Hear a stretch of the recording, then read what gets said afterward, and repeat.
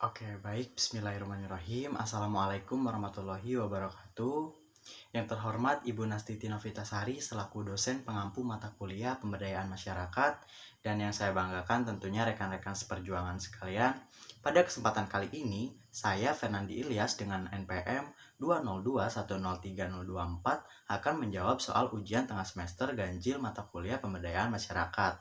Untuk mempersingkat waktu, langsung saja ke pembahasannya. Di soal pertama, ada pertanyaan, jelaskan makna pemberdayaan masyarakat menurut Anda. Menurut saya, setelah beberapa kali belajar seputar materi pemberdayaan masyarakat ini dan yang saya pelajari dari sumber-sumber materi tentang pemberdayaan masyarakat ini, saya dapat memahami dan istilahnya menjelaskan bahwa pemberdayaan masyarakat ini merupakan proses mengembangkan kemandirian dan kesejahteraan masyarakat dengan cara meningkatkan pengetahuan dan keterampilan guna memperbaiki situasi dan kondisi keuangan diri sendiri. Nah, meskipun memiliki manfaat yang baik untuk diri sendiri dan lingkungan, namun pemberdayaan ini hanya bisa terjadi apabila masyarakat turut berpartisipasi. Selain itu juga, pemberdayaan masyarakat ini merupakan upaya untuk membangun agar mereka memiliki inisiatif melakukan aktivitas sosial agar bisa membenahi situasi dan kondisi mereka sendiri seperti itu.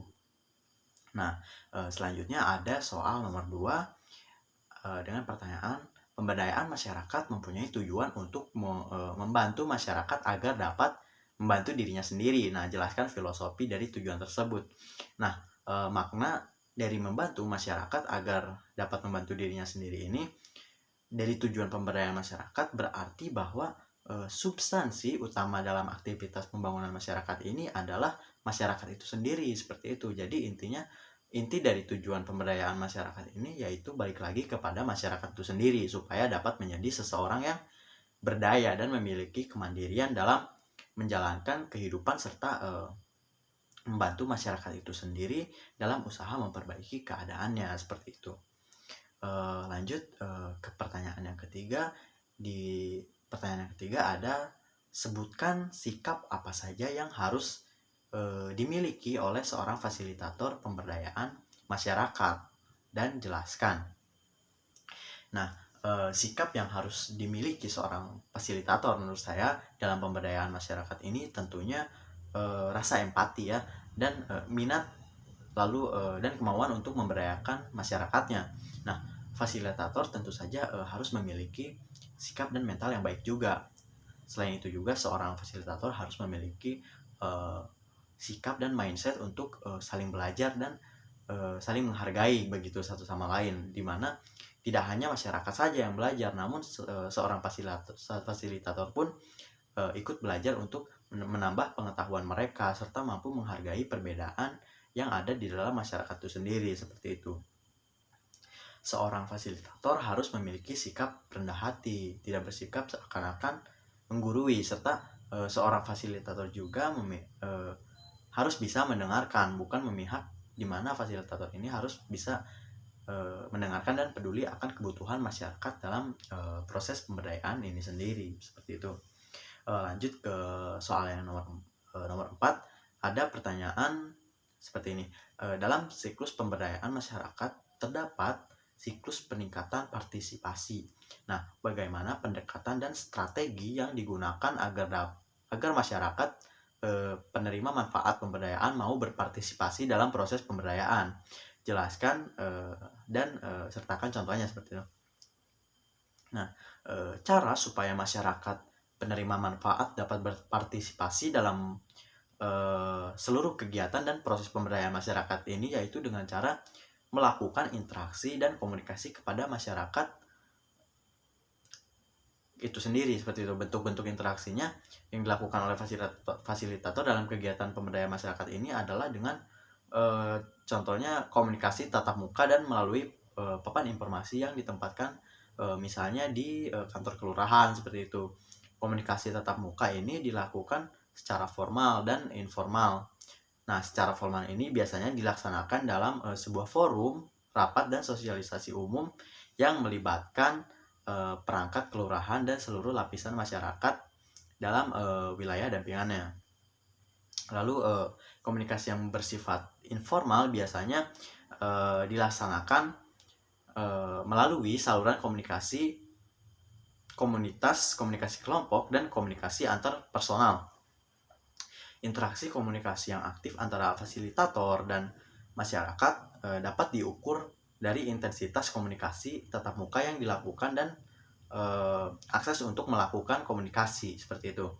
Interaksi komunikasi yang aktif antara fasilitator dan masyarakat dapat diketahui dari pengetahuan masyarakat mengenai fasilitator yang bertugas menjadi pendamping di wilayah tempat tinggalnya. Lalu soal nomor terakhir, pertanyaannya, sebagai mahasiswa jurusan pendidikan masyarakat, Anda kontribusi yang bisa Anda lakukan dalam kaitannya dengan pemberdayaan masyarakat, dan jelaskan fungsi mata kuliah pemberdayaan masyarakat ini menurut Anda. Nah, sebagai mahasiswa jurusan pendidikan masyarakat, peran dan kontribusi yang bisa saya lakukan dalam kaitannya dengan pemberdayaan masyarakat ini, yakni saya berperan sebagai istilahnya penggerak masyarakat untuk melakukan perubahan ke arah yang lebih baik seperti itu. Lebih baik lagi dengan menggunakan ilmu, gagasan, serta pengetahuan yang saya miliki sebagai mahasiswa pendidikan masyarakat itu sendiri. Nah, karena mahasiswa itu merupakan golongan yang memang harus menjadi garda terdepan dalam melakukan perubahan di masyarakat. Sebab di pundak mahasiswa ini sendiri terdapat titik kebangkitan untuk bangsa dan negara. Selanjutnya, saya sebagai mahasiswa jurusan pendidikan masyarakat harus bisa berperan menjadi pengontrol sebuah kehidupan sosial pada masyarakat dengan cara memberikan saran, kritik, serta solusi untuk permasalahan sosial masyarakat, termasuk dalam kaitannya dengan pemberdayaan masyarakat seperti itu.